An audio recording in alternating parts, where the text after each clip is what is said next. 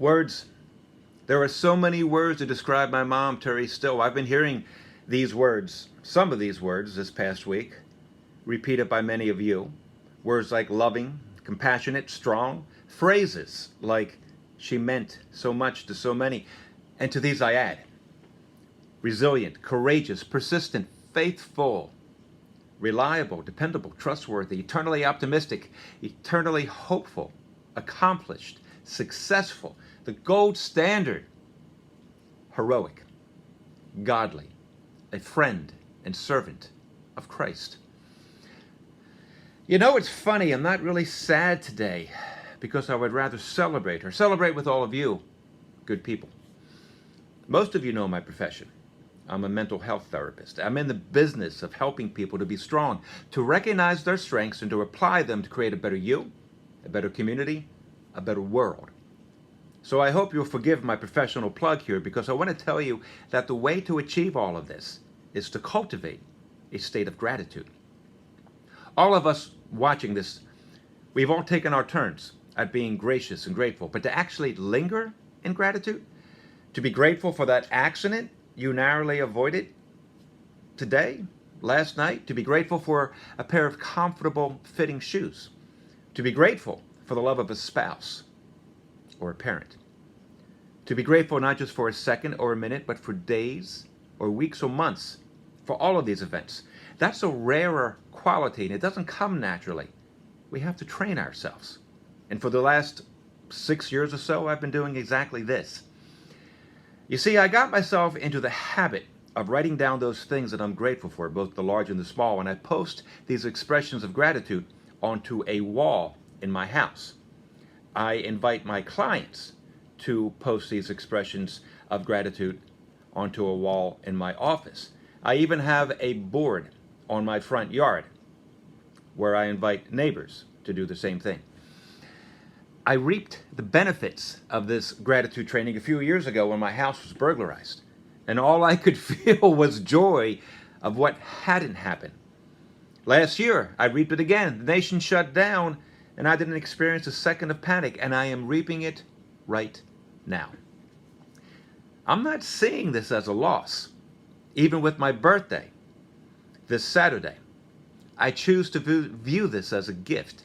I get to tell the world, get to tell all of you how awesome my mom is. What a gift, what a precious gift.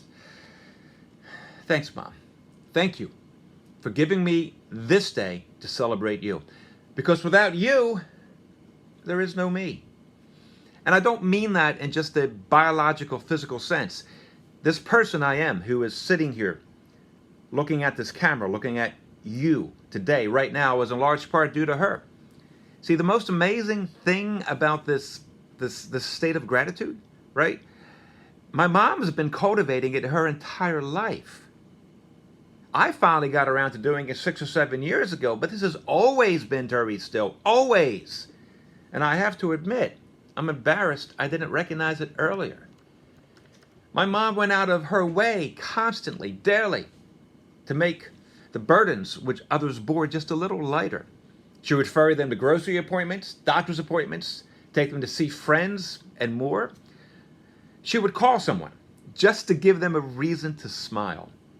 And when she was in great pain, when she was married to, let's say, a challenging man, or be it throughout her many years of her many physical ailments, she would much rather be concerned with you, with how you are, with being grateful to simply be in your presence and have the opportunity to make this world a better place for you.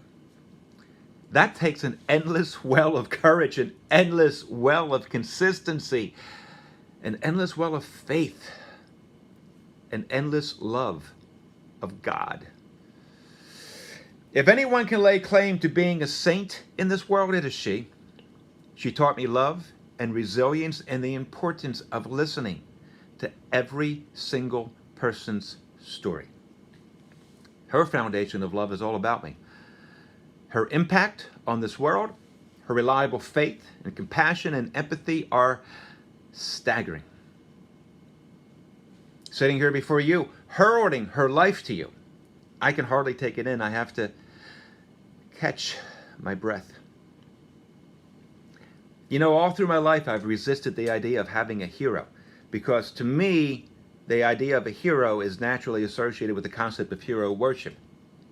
I never wanted to worship anyone. I never wanted to emulate somebody to such a degree that they became my objective standard for a purposeful and goodly life. But you can see where I'm going with this, can't you? Because I can tell you that once again I was wrong. I do have a hero. Exactly one. My mom. I bid you good night, Teresa Still, and thank you for everything.